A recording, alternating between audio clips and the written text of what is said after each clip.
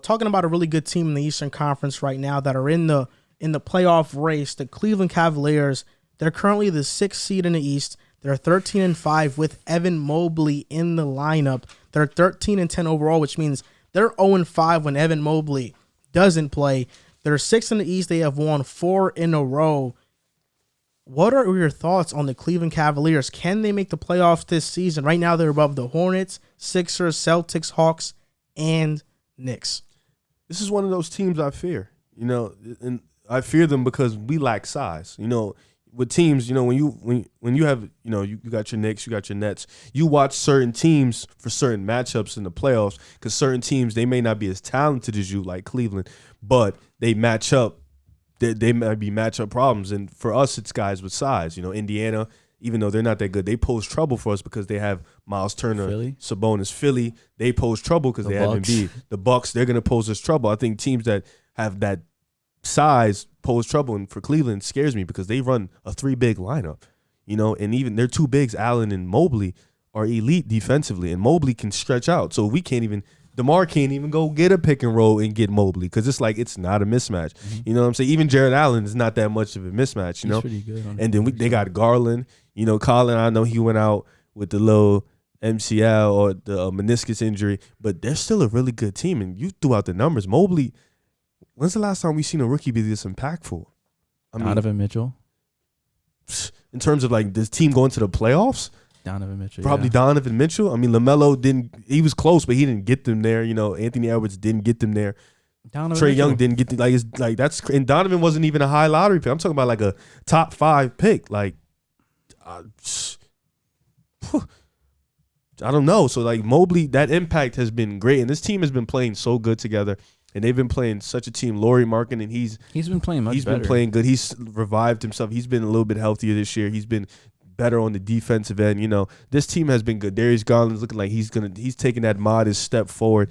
And I think Cleveland can definitely be not a dangerous team in the terms of they can make the Eastern Conference Finals. No, I don't think that, but I think they can be a dangerous team. Matchup They can make any series tough, 6 games, maybe even 7 games, because of the fact that they play defense and they play hard every single night. And when you're a young team that play defense, that's different because that wires in mentally, and then offense is just going to come when you have that type of talent. Ja Morant. Thank you. Ja Morant? Yeah. He made the playoffs his rookie year? Playing. Oh, but Donovan Mitchell's way better. All right. His season was because Donovan Mitchell made it to the second round. I'm saying Evan Mobley might make the playoffs. So Ja made the play, and he would have made the playoffs with that dumbass play. Never mind. Yeah. I don't want to get into that. Yeah, he would have made it. Yeah. Stupid ass rule they made. So do you think Cleveland's making the playoffs? Yeah, I think Cleveland's gonna make the playoffs. Like you guys said, Evan Mobley's. He didn't say anything. No, but what he's been saying all year about Evan Mobley, about how impactful he is, he really is. I was looking at the statistics. You pretty much said everything I was gonna say. They were 5-0 with him in the lineup, and 13-5. He sneakily might be the best player on their team. Wait, what do you mean he's been saying this all year about Evan Mobley? He's the one who put me on him. What are you talking about, bro? Wait, what are you about to say? He put you on? I would read his tweets and then I would, do my own research and watch him play. Wow, that's crazy. That was a me and Joel take. They played us without him and we beat them with the Cavs, but I'm pretty sure we would have played that. It was a close game. I'm pretty sure we would have played that. That was definitely a you and I take, but we You pushed the agenda, OD, though. Nah, yeah, I thought just for those listening right now, in the offseason, we did draft analysis. We analyzed each draft prospect, the top ones at least. And we did an Evan rookie of the year though. That's what I said in that we did it. We did an Evan Mobley draft analysis, and in the video, me and Riv were very high on Mobley. The knock on Mobley was that he's undersized. Oh, he's 210 pounds. He's gonna get pushed around. Riv and I said no, it's not gonna happen. The other knock was that centers take time to develop. We said nope, he's already developed. He's gonna make an immediate impact. We raved about his elite defensive ability. I'm gonna link the video to this segment so you guys can watch it. But also, something that caught you by surprise that I said in that video was that Evan Mobley is a better passer than Cade Cunningham, and I think he's a better passer than Cade Cunningham. Oh, yeah, facts. And that was something that you were like, you think so? And I was like, I do. Evan Mobley, he's a great passer. He's an elite defender.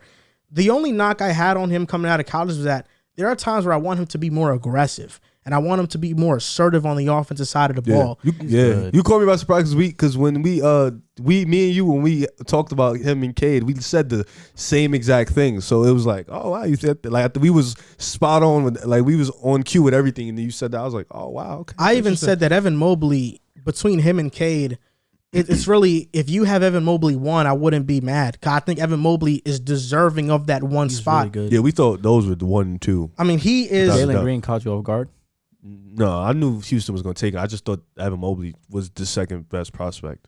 And Evan Mobley, to me, my comparison for him was AD, Chris Bosh. I think he has a lot of those similarities in his game. People say Jokic with defense. I don't really see Jokic. I see people say Jokic with defense. It's crazy because he's far along on defense than Chris Bosh.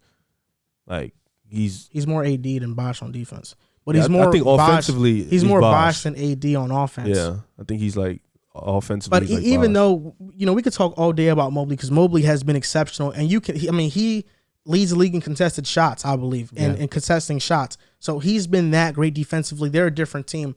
But in the chat, the Pick a Side chat with everybody that's on our team, John mentioned and you mentioned that he helps out Allen a lot. I think it's a little bit of both. I mean, Allen, even individually on his own, when Mobley has been out, Allen has been playing really well, putting up great numbers. Allen right now is averaging 16 and 11, has a 23.5 PER. I mean, he's playing at an all-star level. Yeah. Mobley 14 and 8 and 2 blocks, and Garland 19 and 7.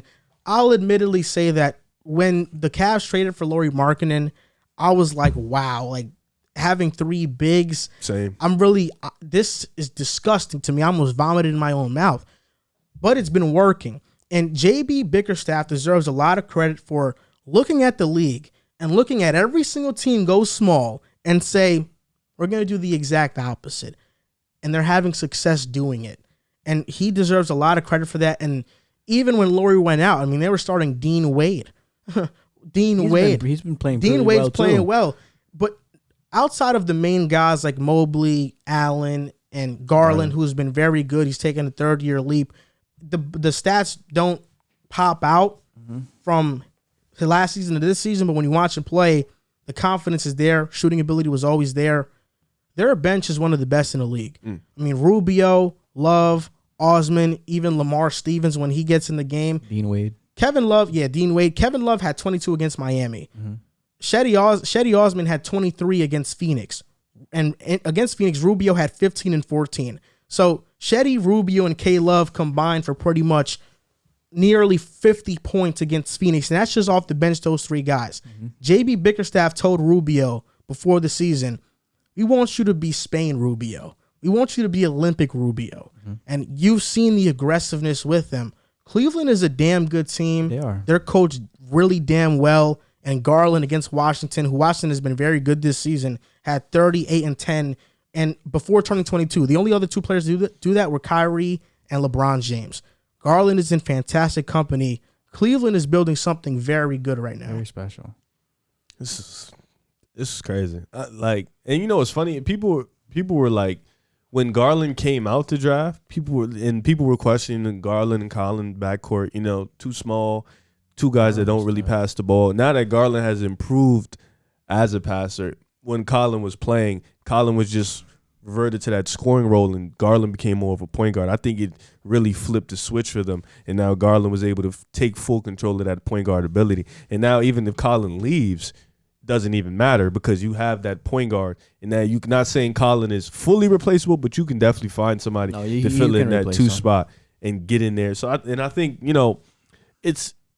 they're still in a little bit of cap hell, but I think they'll be able to figure it out, especially when Kevin Love's contract eventually ends. But I think they'll definitely be able to, because he's been good, but obviously you don't want to pay him $30 million, like you just don't.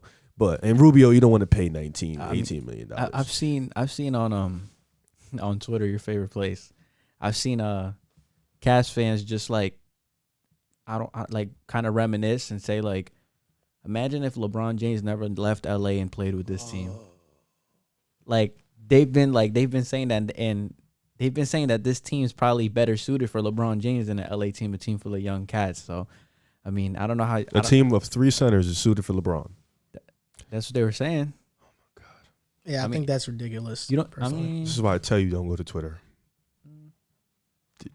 First of all, LeBron wasn't. First of all, a team with. I'm not even gonna get into that. This is stupid. It doesn't even make sense.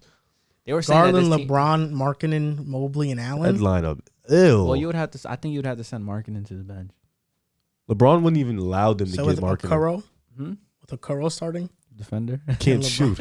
Yo, but you really believe that narrative that this team would be better? They wouldn't have got Mobley. No. You don't think so? They wouldn't have got No, Mobley. no, they're not saying that. They're saying if you just plugged in LeBron with this talent that was there right It now. wouldn't fit. LeBron's making moves. People Yeah. got to go. Yeah. He's going to get shooters. He not playing with them. Like, Laurie's gone. Allen Mobley probably going to stay. That would be fire though. Kevin Love going to stay because that's his buddy. Dean Wade is gone. Garland. Garland stay. Okoro might be gone. I mean, look, just for just obviously this is obviously not happening, but I still think that team would be OD with LeBron surrounded by those young guys. I think it would be a really good team. Emotion. I do. Emotion. And you could take out Colin Sexton. Colin Sexton wanted to play with LeBron. Yeah. remember I wouldn't be surprised. Was that his favorite player?